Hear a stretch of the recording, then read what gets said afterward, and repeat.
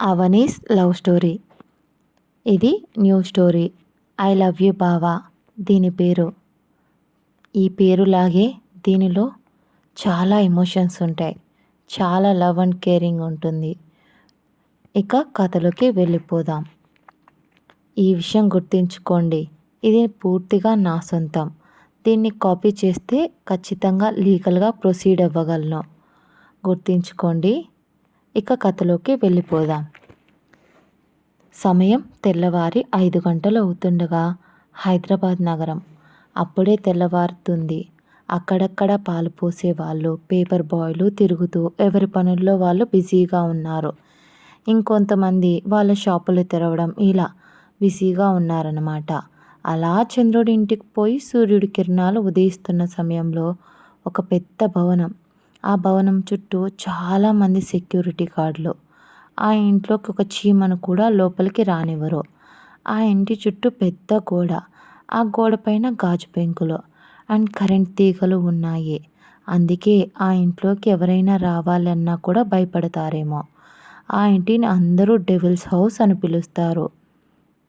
ఎందుకంటే ఆ ఇంట్లోకి చెడు బుద్ధి ఉన్నవాళ్ళు వెళ్ళినా ఎవరు బయటికి రారు కాబట్టి. ఎందుకంటే అక్కడ నిజంగానే ఒక డెవిల్ ఉన్నాడు.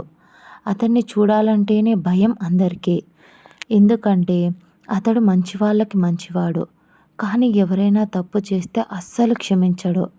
అందుకే అతనంటే నచ్చని వాళ్ళు అతన్ని డెవిల్ అంటారు. ఇంతకీ ఈ డెవిల్ ఎవరో కాదండి, మన కథలో హీరో విక్రమాదిత్య తన పేరు. ఇక మన హీరో దగ్గరికి వెళ్దాం రండి. మొదట ఇంట్లో నుంచి ఇల్లంతా చూసుకుంటూ వెళ్ళిపోదాం రండి. ఈ భవనం బయట చూడటానికే కాదు, లోపల కూడా చాలా బాగుంటుంది. ఎవరైనా చూస్తే చాలు కళ్ళు తిప్పుకోలేరు, అంత అందంగా ఉంటుంది. ఆ ప్యాలెస్ హాల్లో 1000 మంది కూర్చున్నా ఇంకా ఖాళీగా ఉండేంత విశాలంగా ఉంటుంది. హాల్కి ఒకవైపు వంటగది, మరోవైపు డైనింగ్ టేబుల్. 50 మంది కూర్చునేంత డైనింగ్ టేబుల్ ఉంది. హాల్కి మరోవైపు 3 బెడ్రూమ్లు ఉన్నాయి. ఆ బెడ్రూమ్ల పక్కన ఒక పెద్ద పూజ గది ఉంది. ఇంకా హాల్కి మధ్యలో స్టెప్స్ ఉన్నాయి. అప్పుడే ఆ స్టెప్స్ పైనుంచి ఒక హ్యాండ్సమ్ హుక్లా ఉండే మన హీరో, అదేనండి విక్రమాదిత్య, స్టెప్స్ దిగుతూ వస్తున్నాడు. అతన్ని ఏ అమ్మాయి అయినా కూడా ఒక్క చూపుకే పడిపోతారు, అంత అందంగా ఉన్నాడు. అతడి షార్ప్ లుక్స్, మ్యాన్లీ బాడీ, రోజు జిమ్ చేసే బాడీ, ఎంత వాడినైనా పాతాళానికి తొక్కేసే తెగింపు అతనిది. మోస్ట్ ఎలిజిబుల్ బ్యాచులర్ అనే పేరు అతనికి సొంతం. ఇప్పటి వరకు ఏ అమ్మాయిని కూడా కన్నెత్తి చూసి ఎరగడు. అలా నడుచుకుంటూ వస్తున్న అతనికి ఏదో నోటిఫికేషన్ వచ్చింది తన ఫోన్కి.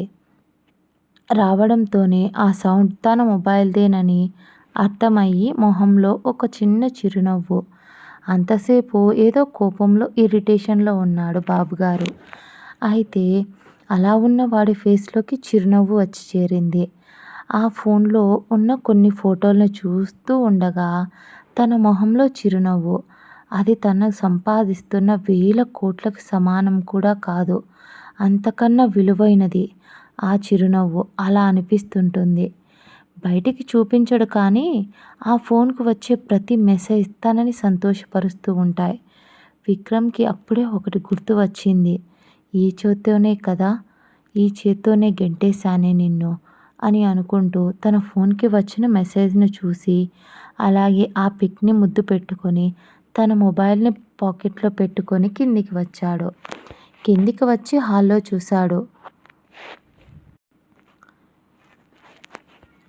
అమ్మ అమ్మ అని పిలుస్తూ ఉంటాడు. అప్పుడే పూజ గదిలోంచి వచ్చిన శాంతి గారు, హా కన్నా పిలిచావా అంది. ఏమీ లేదమ్మా, ఆఫీస్కి వెళ్తున్నాను, అందుకే నీకు చెప్పడానికి పిలిచాను అని అన్నాడు విక్రమ్. సరే కన్నా, హారతి తీసుకో అంది శాంతి గారు. సరే అని కళ్ళకు హత్తుకొని అమ్మ ఇంక నేను వెళ్తాను అని ముందుకు ఒక్క అడుగు వెయ్యబోయాడు. అంతే, కన్నా అని శాంతిగారు మళ్ళీ పిలిచారు. ఏమైంది మా అని అడిగాడు విక్రమ్ ఆవిడ వైపు సందేహంగా చూస్తూ. నాకు ఏమైనా చెప్పాలా అని అడిగాడు విక్రమ్. విక్రమ్కి తెలుసు శాంతి గారు ఏం అడగబోతున్నారో. కానీ తెలియనట్టే అడుగుతున్నాడు. అవును కన్నా అది అది అంటూ ఉంటే, అమ్మ నా దగ్గర చెప్పడానికి నువ్వు ఆలోచిస్తున్నావు. అంటే ఏదో ఉంది. ఏమైంది మా అని అడిగాడు విక్రమ్. అది కాదు కన్నా, మనం ఊరికి వెళ్ళి చాలా రోజులైంది కదా! ఒక్కసారి వెళ్ళి చూసి వద్దాం అని అనుకుంటున్నా అని శాంతి గారు చెప్పడంతో అప్పటిదాకా నార్మల్‌గా ఉన్న ఫేస్‌లో కోపం వచ్చింది. కానీ విక్కీ కోపాన్ని కంట్రోల్ చేసుకొని, నేను నిన్ను ఊరికి పంపించలేను. నీకు కూడా తెలుసు కదా! అయినా అంతగా చూడాలి అనిపిస్తే అత్తయ్యను, మామయ్యను నీకోసం ఇక్కడికి రమ్మని చెప్పు. ఒక 2 రోజులు వాళ్ళనే ఉండి వెళతారు అని అన్నాడు విక్రమ్. అంతసేపు ఓపిక పట్టిన శాంతిగారు ఆ మాటలు విని కోపం రావడంతో, నేను మామయ్యను వాళ్ళని చూడ్డానికి కాదు విక్రమ్ వెళ్ళేది అని అంది. శాంతిగారు ఆ మాటలకు వెనక్కి తిరిగి విక్రమ్ ఆవిడ సమాధానం కోసం చూశాడు. మరి ఎవరి కోసం వెళ్తున్నారు మా అని అడిగాడు.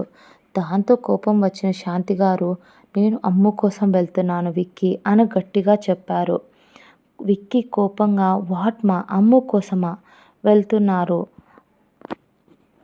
అమ్ము కోసం వెళ్తున్నారా అంటూ గట్టిగా అరిచాడు. విక్కీకి కోపం ఎక్కువైపోయింది ఆ పేరు వినగానే. ఇక తనని ఇక్కడికి తీసుకురావాలనే థాట్‌నే తను భరించలేకపోయాడు. ఇదే అండి ఇవాల్టి ఎపిసోడ్. అసలు అమ్ము పాప ఎవరో తెలుసుకోవాలంటే ప్లీజ్ నెక్స్ట్ పార్ట్ వరకు వెయిట్ చేయండి. ప్లీజ్ అస్సలు ఈ ఈ స్టోరీని మిస్ అవ్వకండి. వెంటనే సబ్స్క్రైబ్ చేసుకోండి నా ఛానల్‌ని అండ్ లైక్ చేసి షేర్ కూడా చేయండి. మీకు తెలిసిన వాళ్ళకి. ఇంకా ఈ స్టోరీ అయితే చాలా అద్భుతంగా ఉంటుంది. మిస్ అవ్వకుండా వినండి. Bye friends. నెక్స్ట్ ఎపిసోడ్‌లో కలుద్దాం.